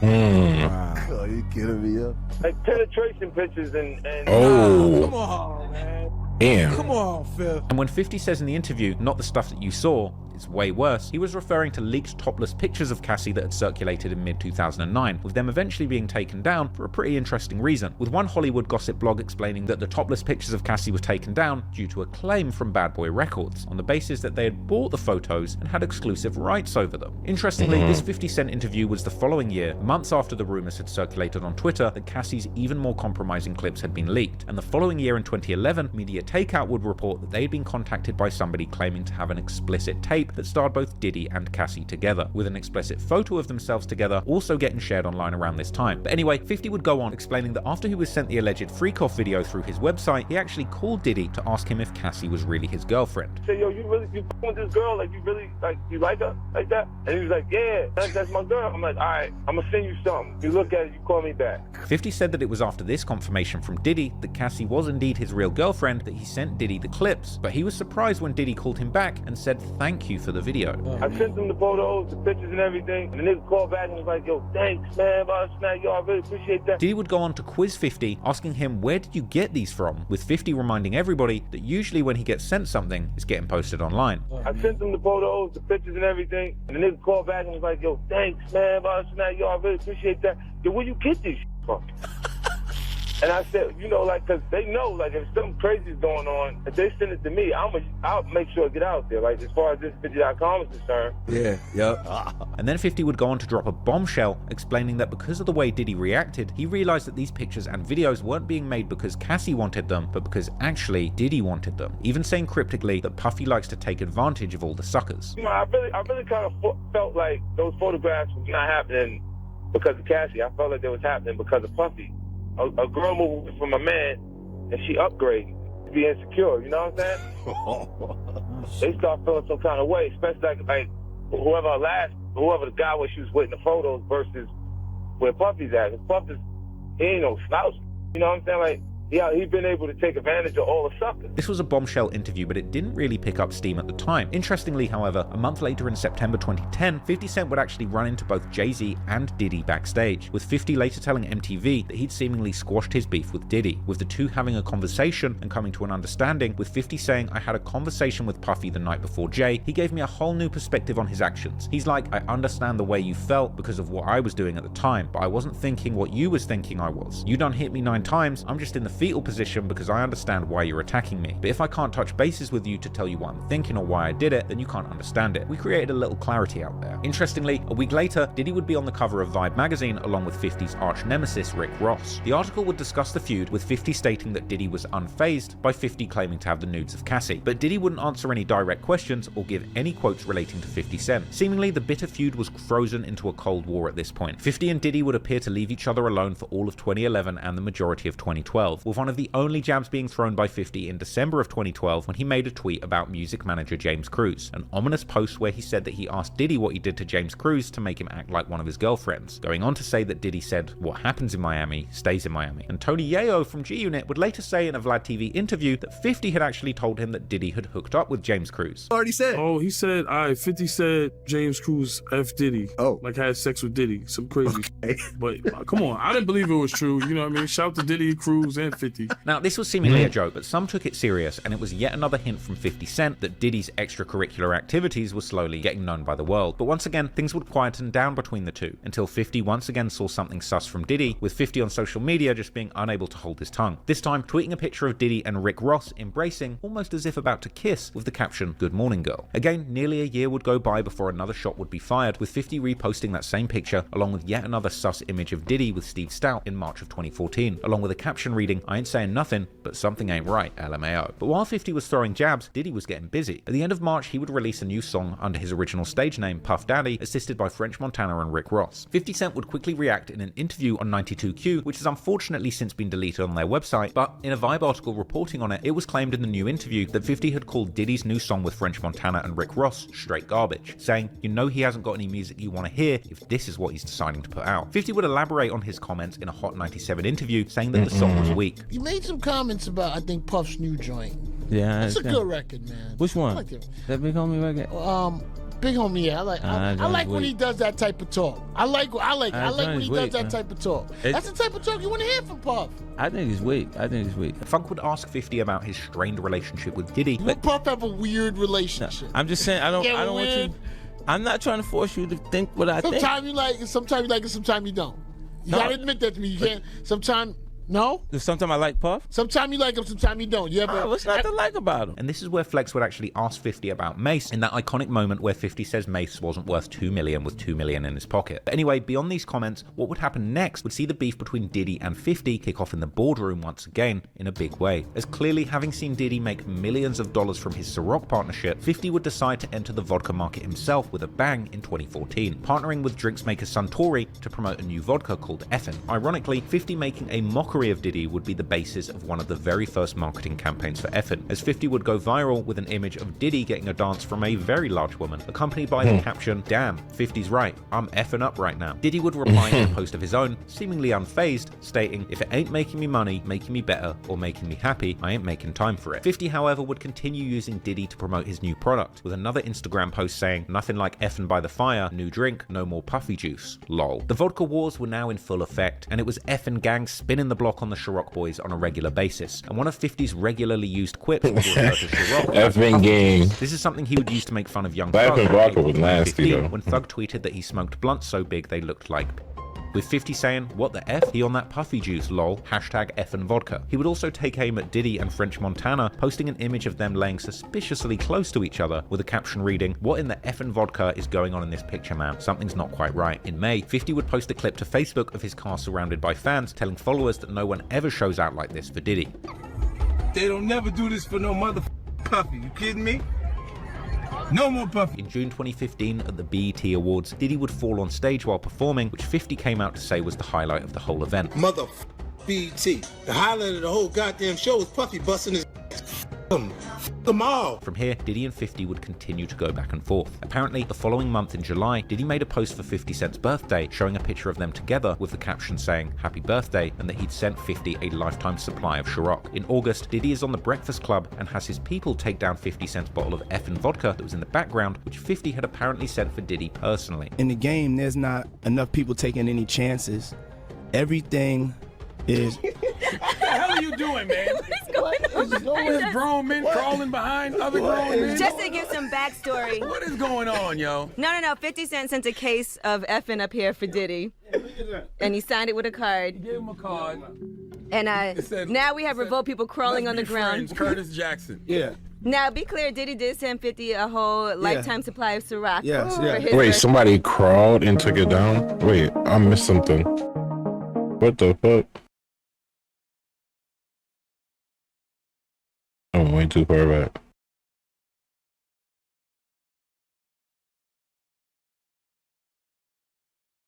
YouTube Premium is ad. 50 had apparently sent for Diddy personally. In the game, there's not enough people taking it. Bro, somebody really crawled over here and tried to take down. I took down the vodka. Any chances. Everything is... What the hell are you doing, man? What is going on? There's grown Hey, men yo. crawling behind other grown men. Just to give some backstory. What is going on, yo? No. 50 Cent sent a case of effing up here for Diddy. And he signed it with a card. He gave him a card.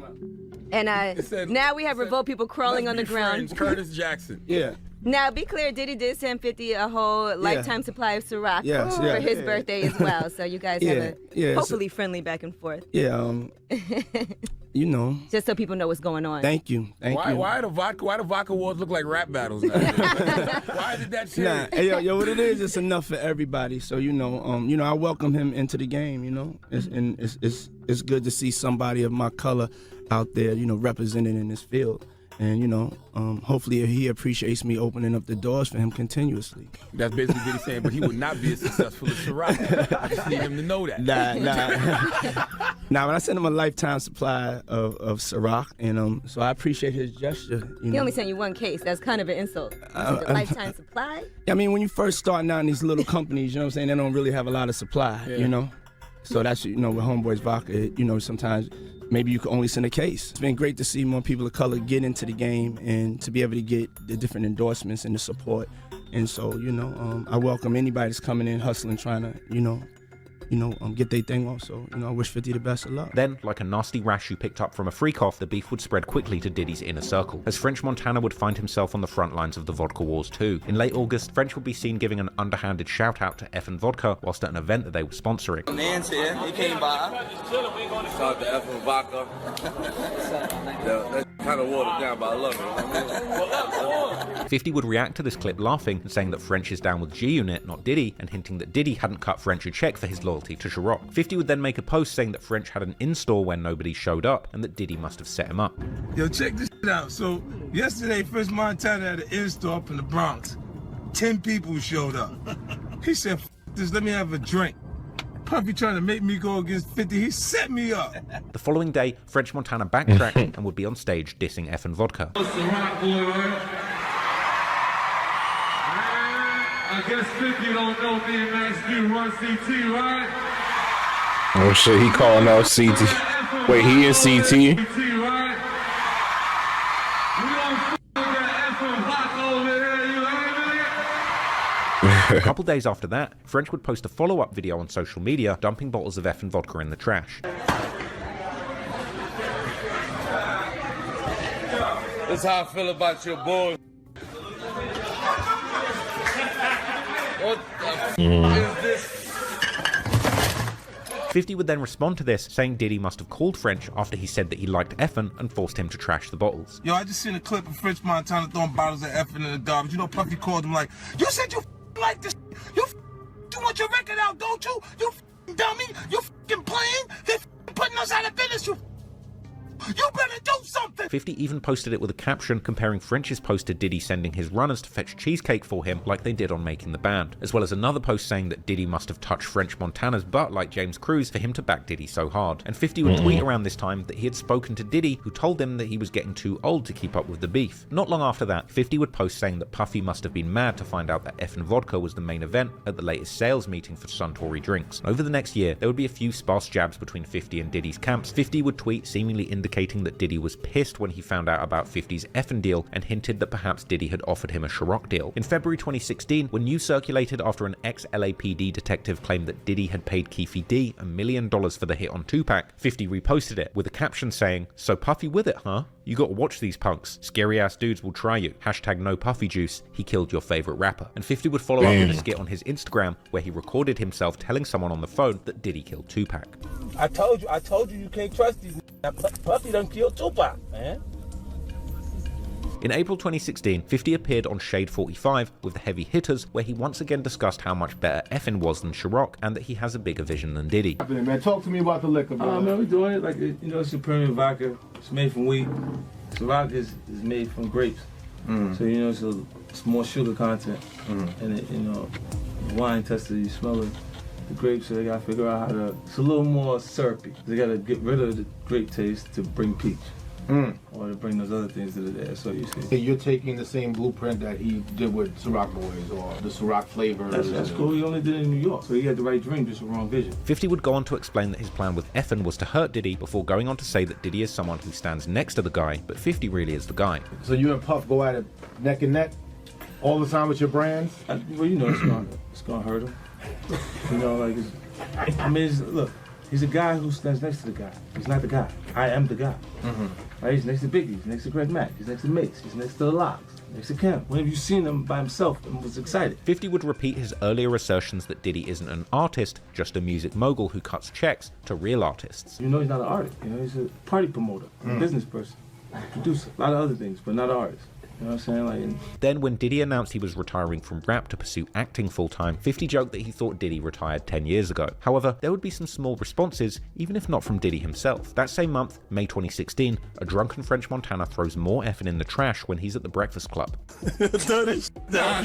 Don't throw this shit down. Please don't throw that. Don't throw it down. Please. Not in here. No, not that, not that. Yo, I hate that. Get him a trash can. You saw the motherfucker.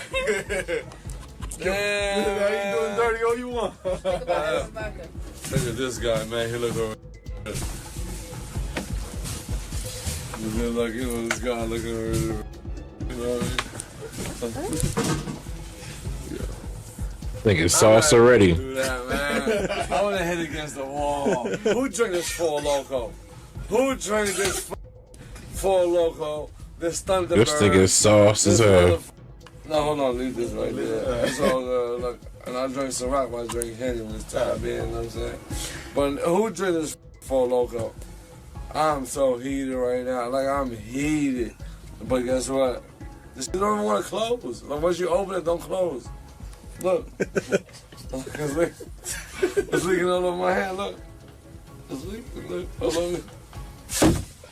Jesus Christ. Funnily enough, it would seem that French's drunken loyalty would pay dividends in the end, as the following year French would be granted his own flavor of puffy juice, when Ciroc launched the French vanilla flavor in partnership with French Montana himself. But the month after French threw the launched the dividends in the end, as the following year French would be granted his own flavor of puffy juice, when Ciroc launched the French vanilla flavor in partnership with French Montana. I never himself. knew that the French vanilla was for French Montana. A month after French threw the effing in the trash again, Fiddy would clap back, not just at Diddy, but at the whole lineup of bad boy artists who had seemingly been screwed over by Diddy. He posted Mace with a caption reading, "After you dance with the devil, you need God in your life. Look at what Puff did to Mace. Hashtag no puffy juice." And he went on to post unflattering pics of Loon and Shine with the caption, "After dancing with the devil, hashtag no puffy juice." He even posted a picture of Diddy and Biggie, saying that Biggie died after dancing with the devil too. Then in July 2016, in an interview with the Mad Hatter Morning Show at the Dub Car Show, 50 dropped more shade on Diddy, labeling him a sucker. Is Puffy promoting power? Puffy doing something. Wait a minute. 50 would go on to explain that Diddy is doing bad things behind the scenes that people don't even know about, bringing up James Cruz once again. There's stuff behind the scenes that you don't know because that's what be agitating. Like with James Cruz, people around him, be doing stuff, and they doing it in his behalf. So they can act like, he has no idea what's going on. But it's coming from him. Later that month, 50 was on stage in Scottsdale, Arizona, and threw shade at Diddy again, calling him out for having a lack of hit records. Play the last Puffy single. The last Puffy single of his last album. Do anybody in here know what the last Puffy single was? The DJ don't know. The lights get ready to come on. Nobody in the whole nightclub know what the last Puffy single was? I don't know what Press up. Look it up on Google. Google. Come on, man. The month after that, in August at the VMAs, Sprite ruiner Future would call out Diddy, labeling him an old for coming backstage with no Ciroc. Ciroc? Damn, we got all this liquor. Yeah, y'all want Diddy to come to my room, but this thing ain't even run no Ciroc. I don't want this around me. He your own. 50 Cent would naturally capitalize on this, deciding to comment, doing an impression of Future, dissing Diddy, and busting out laughing. We got motherfucking Ciroc. Damn, we got all this liquor, and y'all want Diddy to come to my room. He ain't even run no Ciroc. I don't want that old around me. He old.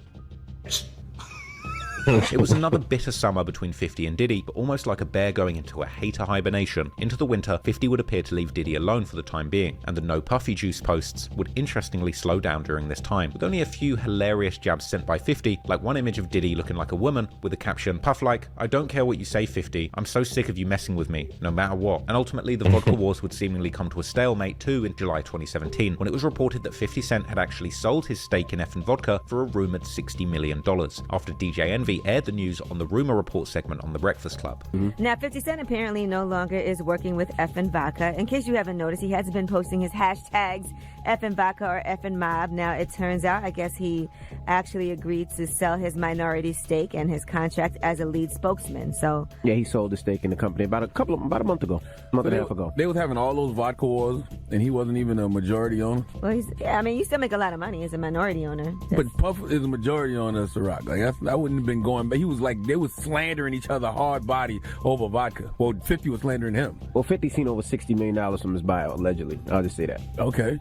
So, I mean, a minority owner. Minority owner could be 40%. That's still a large stake of a company that was already created. This was seemingly confirmed in an Instagram post where 50 seemed to allude to a $60 million check. However, Effin' parent company Suntory would deny rumors of the partnership ending, and 50 would make a post seemingly suggesting that he was still working with the brand, but he had just gotten a bag out of the deal. Clearly, 50 was still in the drinks game, as soon after the news broke, in August 2017, 50 would appear on the Alcoholic Interruption Fest, The Drink Champs, and during the interview, he still seemed to be banging effing hard, and proceeded to once again call out Diddy's vodka brand Ciroc for not actually being vodka, unlike his new effing vodka. It's not even vodka. Oh, it's grapes. Let's go there. It says made. We ready. With we vodka. ready. We ready. We know where you're going. You know what I'm saying? We ready. It's gonna be more sugar in it because this is made from wheat. Okay. It's from Holland, a lot less sugar and it's a lot smoother than the Ciroc brand. And then I was better than you. Right. Told you I was smarter. Right. He would retell the story of Diddy offering to take him shopping. He asked me, could he take me shopping? And it f***ed me up because I'm looking like, what the f*** is this? Just like, I want to take you shopping. I got a bankroll out this motherfucker. I want to take you shopping. Why? Because when you walk around looking so motherfucking good, I'm going to feel like, God damn it, that motherfucker with me. That's all I want to do. But when they tell me you want to take me shopping, what the f*** is the matter with this? And in this interview, 50 went hard at Diddy, going on to say that Diddy is a fruit pop who likes to take compromising pictures with other rappers. See these little weird ass pictures and like that out there, sitting out there for no reason. You don't see accident pictures with me like kissing it. Like that doesn't happen by accident. You know what I'm saying? Like, even more strange was 50 claiming in his Drink Champs interview that Diddy had actually hooked up with Chris Lighty's wife Veronica, suggesting that they were all into some weird stuff behind closed doors. Both Stout and Puff. Okay, yes, they the Veronica, the girl that Chris was married. Whoa, this is awkward. We did not know that. So I'm sitting there like, what the f*** we got going on? Oh man, goddamn! Like, I'm my own little.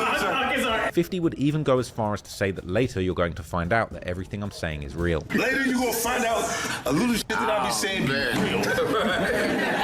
Do you understand what I'm saying? Funnily enough, 50 was right, and in the next few years, the world would finally wake up to the truth about the Diddler and his extracurricular activities, which 50 Cent had been trying to warn the world about for a good 20 years at this point. And when revenge finally landed, it was as sweet as a cold glass of effing vodka. A lot to take in, bro. A lot to take in. I don't know how y'all feel, but man, Diddy, say it ain't so.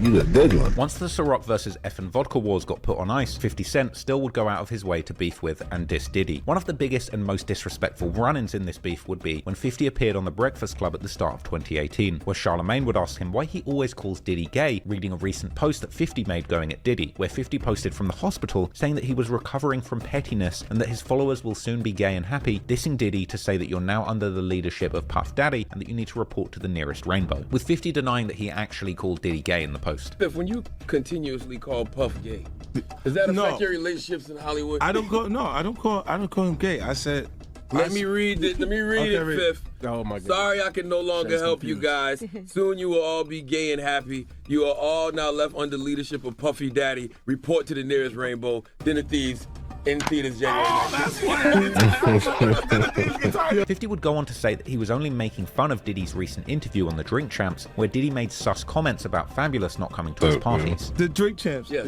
And he go, when you do it, he says things, he doesn't even know what he's saying is like fruity.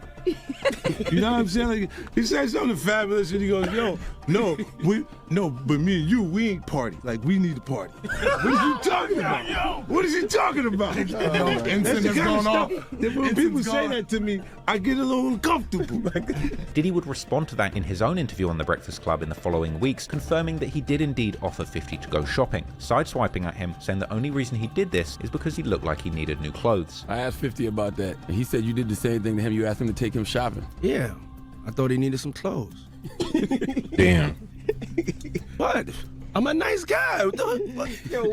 Diddy went on to say that he has no beef with 50, implying that it's 50 who's actually obsessed with him. I don't have no beef with Fifth. He loves me. I mean, y'all can't see it. No, we can't see it. Y'all can't see that he loves me? But see, you really, hold on, you really think that's hate? When you really break it down, you've been out here a long time. You know he loves me. I don't think he like you. You know he loves me. I don't think he like you. Okay. It feels like something must have happened, though, like that we just don't know about behind the scenes. He loves me. Sometimes people that feel like they don't like you and they act like that, they really love you. I mean, it's something about me that has them on me all the time, and I'm not going nowhere. Diddy would then say that he doesn't understand what 50's problem is, and saying that they're not cut from the same cloth. No, I don't. Both the same. No, we are not. Okay, we are not the same. But I mean, we are not cut from the same cloth. Diddy would also say something that I'm not sure anybody believed, that he doesn't think of any other men, and calling 50 a gnat. I don't even think of no other man. Besides, if I'm thinking about another man, I'm thinking about uplifting.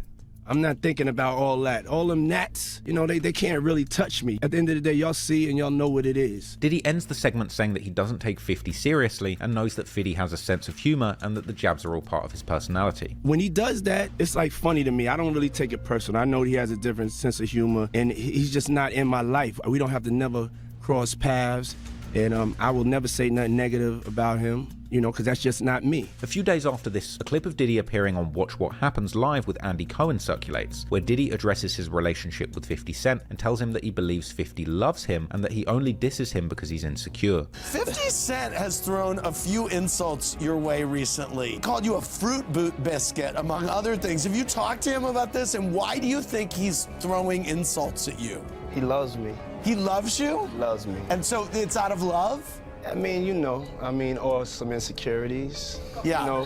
It's things that people have to deal with, but I'm me, and I'm here. However, Diddy would go on to claim that his relationship with 50 was good at that point, indicating that at this point, the beef had truly cooled down. Are you two good? Oh, yeah, I don't take it seriously. Yeah. It's nothing like that. Yeah. It's not really a big deal to me. It doesn't affect my life. Yes. Diddy may well have been spitting facts, as what happened next was an unexpected tragedy that saw things go in a completely different direction. Later in 2018, when Diddy's ex Kim Porter passed away, 50 Cent would seemingly set the beef aside for a moment, making a heartfelt tribute on Twitter saying, "R.I.P. to Kim Porter. I send my condolences to her friends and family. She was loved and will be missed dearly. I know Puff is hit right now. He loved her for real, soulmate type stuff. Chin up, Puff. positive vibes only. This would seemingly lead 50 Cent to leave Diddy alone for a while. In fact, for a period of time, 50 would actually even show support for Diddy, posting that he agreed with Diddy's comments about Comcast being racist amid a discrimination lawsuit against the company. In May 2020, when Southwest Tea from BMF was released, 50 made a post saying that Puffy owes him money and that 50's ready to collect on his behalf. Now, you all know that 50 Cent's very good at collecting debts. Go watch that video about that if you want to know. But anyway, this seemingly worked, as T would later post that he'd been contacted by Diddy on a positive vibe and that they had handled business, with 50 seemingly taking responsibility for the money landing. Ultimately, things will be getting worse and worse for Diddy, and naturally, Fiddy would be rubbing his hands together like Birdman, ready to gloat and twist the knife. Interestingly, the beef would be reignited in 2021 when it emerged that Diddy was actually dating the mother of one of 50's children, Daphne Joy. On April 2021, 50 reacted to his baby mother Daphne Joy dating Diddy, saying that they fight over business, not girls, and that if he likes her, he doesn't give an F. Funnily enough, the ever petty 50 Cent would actually end up having his own business connection to Diddy's children. In the summer of 2019, 50 would post that he'd turned up in Miami for his birthday with Diddy's son Justin, posting a video of them at the party and a caption saying, "Man, Puffy got some cool ass kids. Yeah, Justin alright man, I don't F with dude's kids. That was Yayo slapping Jimmy's son," a reference to the incident where 50 caught rival executive and drug kingpin Jimmy Henchman's 14-year-old son with Tony Yayo and Lodi Mack, where Henchman's son was actually slapped, an incident that resulted in another attempt on 50's life and the murder of Lodi Mack, which saw Jimmy Henchman convicted and hit with 2 life sentences. It would seem that perhaps after Justin partied with 50, his father Diddy told him not to associate with the ops, with 50 making another post the following month saying if Puffy doesn't let his sons Prince and Justin come out to party with him again, then 50 would be taking Ciroc off the party menu. But 50 would do even more to try and connect with Diddy's children as years went by. 2 years later, he would end up giving Diddy's adopted son Quincy a role in his 2021 TV series Power Book 3, Raising Canaan, something that he would discuss with reference to Diddy on Twitter, saying that he saw his acting tapes and said he's so good that he's gonna stop fighting with Puffy. But 50 would follow up with more jokes about Diddy's relationship with his baby's mother in September 2021, posting a picture of his son with Daphne's sire and a caption reading, "Oh, that's your mommy over there with Puffy? LOL. Remember what I told you the other day? These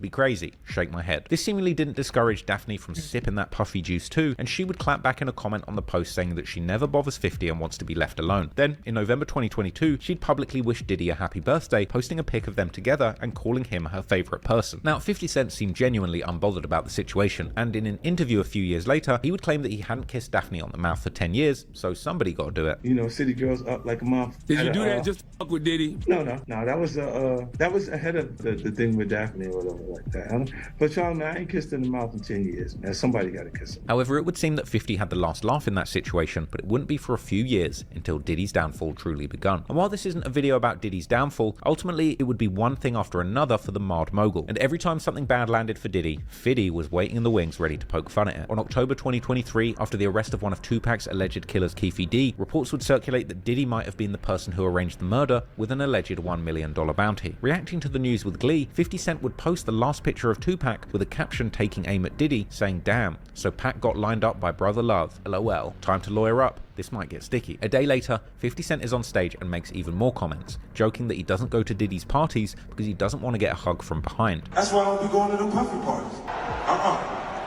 Hug you from the front and the back at the same time. And he would go on to allude to Diddy being involved in the death of Tupac. Oh wait, maybe I said this my brother because he got Tupac killed.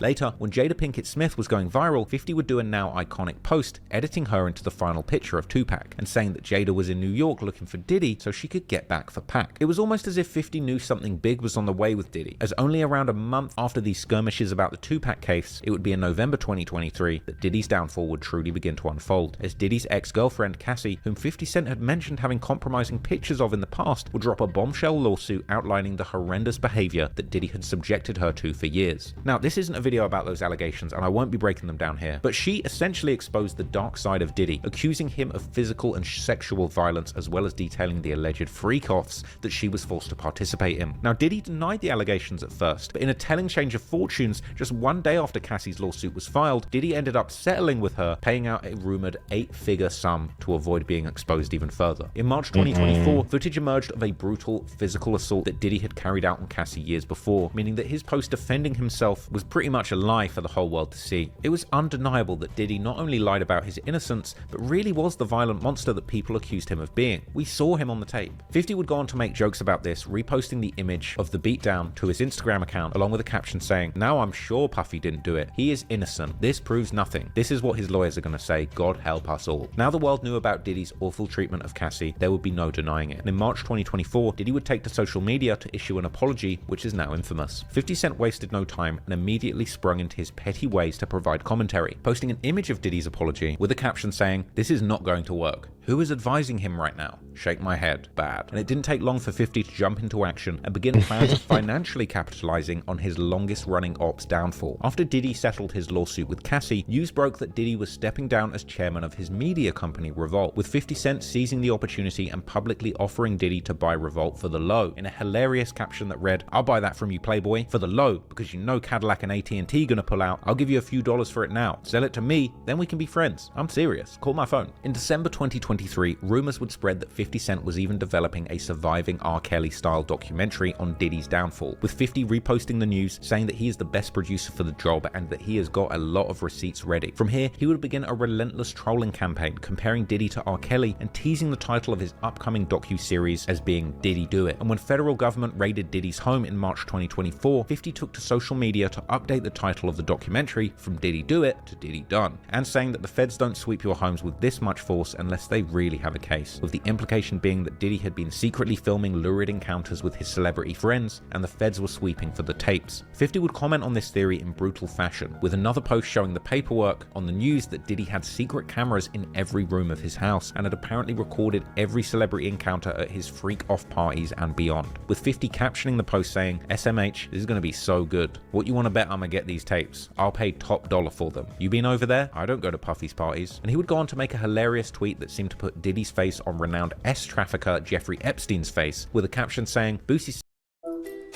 around S-trafficker Jeffrey Epstein's face," with a caption saying, "Boosie said, where the F is his friends? They not saying nothing because they didn't know he was recording everything. LOL, wait till I get the tapes." Diddy's son King Combs would eventually even drop a diss song on 50 Cent called Pick a Side. Now the song was as trash as the Combs family, and the track was essentially just Diddy's son throwing a tantrum because saying no Diddy had become viral, and I guess, you know, his dad's Diddy, that sucks. As well as dissing 50 directly, referencing his songs and saying it was the Combses who put New York City on the map, not 50 Cent. I mean, New York had actually been on the map a few hundred years before King Combs was even living inside of Diddy's nutsack. But anyway, 50 clapped back in a tweet, joking that he was scared of his life and that he had never mentioned Diddy's kids because Keefy D had killed Tupac. But the story was far from over, and Cassie wasn't the only woman in his orbit who would be dragged into legal trouble, as in April 2024, when even more legal paperwork circulated regarding Diddy's allegations in a $30 million lawsuit filed by former Diddy employee Lil Rod, the mother of 50 Cent's son Sire, Daphne Joy, was named in the indictment as being a sex worker employed by P. Diddy. More specifically, that she was paid a monthly stipend along with 2 other women to participate in the freak-offs. As articles circulated detailing the explosive allegations, 50 Cent would add fuel to the fire with a characteristically hilarious reaction, posting an image of himself smoking a cigar in the rain unbothered with a caption that read, "I didn't know you was a sex worker, you little sex worker, LOL. Yo, this stuff is like a movie." Now, Daphne herself would deny the allegation in a statement, claiming that the S-worker accusation was completely false and that she was planning to sue Lil Rod now. But 50 wasn't done here, and his next move would be a big one. According to TMZ, 50 Cent actually claimed to have made the decision to seek full custody of his son after Daphne was publicly labeled as a S-worker in Lil Rod's lawsuit. Allegedly, following this legal move, Daphne would fly off the handle and take to social media, clapping back at 50 with explosive allegations in an Instagram post where she accused him of having done some of the things that Diddy was accused of, as well as not spending time with his son. It would be the R-word allegation that escalated things to a serious new level, and 50 Cent wasn't about to let such a serious Diddy-level accusation slide. Firstly, 50 would respond in a statement circulated in The Hollywood Reporter denying the allegations against him and pointing out that he believed that she had falsely accused him of R in response to his move to seek custody of his son. According to later reporting by TMZ, following the statement, 50's lawyers contacted Daphne demanding a retraction of the allegations, which was met with a refusal and a requests for millions of dollars and demands that 50 drop the custody case just in exchange for her taking down those posts, which 50 and his lawyers took to be an extortion attempt. Then, just over a month later, on May the 6th, 2024, 50 Cent would file a full defamation lawsuit against Daphne Joy for the statements she made online, which 50 Cent denied categorically. In response to this, Daphne would actually delete her statements against 50 from social media, with it later being reported she'd fully dropped the accusation of R-word against 50. However, as 50 pointed out, the damage was already done, and according to reports, 50's lawsuit claimed that Daphne's defamatory post had garnered over 22,000 likes and had already caused significant damage to his business reputation. According to one article, 50 Cent is actually seeking over $1 million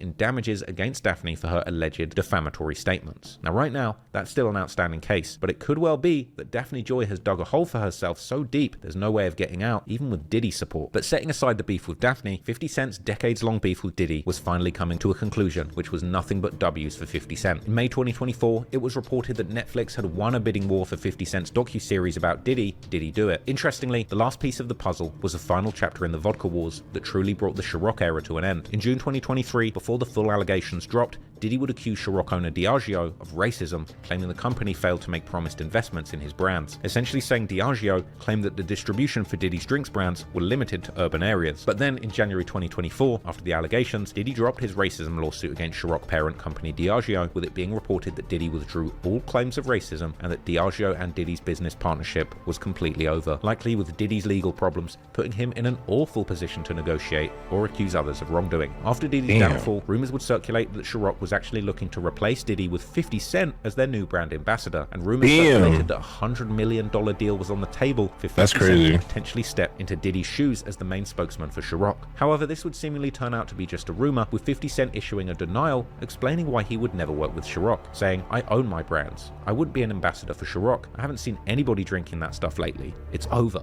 LOL. 50 made an interesting post on the topic in June 2024, discussing how racism played a role in the quality of the deals that Diddy got with Diageo for Ciroc and Suntory with Effin. But regardless of how Diddy was treated, the Ciroc era was truly over, and Diddy ultimately wound up with no ownership in the brand that he had made famous. Surely 50 would have been ecstatic at how things played out, and from here, he continued to poke at Diddy any opportunity that he got. On the 11th of June, 50 turned up to an apparent roast of Diddy, where the proceeds of the event were set to go to his victims, with 50 making a post saying that he thought Diddy might come, and that he was ready with the shooters, by which he means videographers, of course. The most recent shade dropped by 50 came on July the 13th, as 50 Cent had recently announced his new G-Unit production studios in Shreveport, and he would joke that Diddy would be joining them in Shreveport, before laughing and saying that if Diddy comes to the party, people will be waking up with sore butts. Yeah, you're not gonna believe this, but I just got a call and Puffy's confirmed for Shreveport. It's lit! Nah. You can't go around, everybody be scared to drink. Coffee cups. Wake up, your butt sore. In the end, 50 Cent had the last laugh. And, well, there were a lot of laughs. And when Diddy Do It finally drops on Netflix, I have no doubt that 50 will be laughing all the way to the bank. When it comes to the chess game of the rap industry, there's few people you could point to as being as cold and calculated as 50 Cent. This wound up being a wild story and just proved once and for all that 50 Cent is pretty much unkillable, both physically and spiritually. It's looking like Diddy's downfall is potentially only just the beginning. Perhaps he will truly face justice for his alleged role in the Tupac murder, as well as his other allegations relating to his relationships with both women and men. Or perhaps he's rich and connected enough to find a way out of ever facing the music. But one thing is for sure, no matter what happens, 50 Cent will be there with a smile on his face. Yo, that's crazy. Did he do it? We kind of getting down to the fact he might have pretty much did it. I just want to see the story unfold at this point. Make sure you like and subscribe. Peace.